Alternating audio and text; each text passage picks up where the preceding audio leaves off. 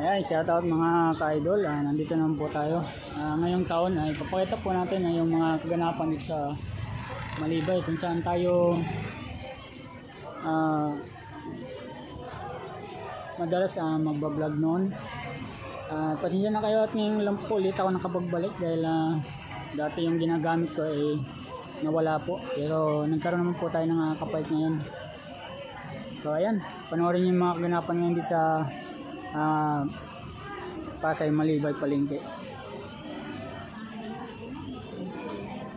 So ayan, ngayon medyo iikot po tayo para makita po natin yung mga kaganapan pa sa area ng palengke. Hali na kayo.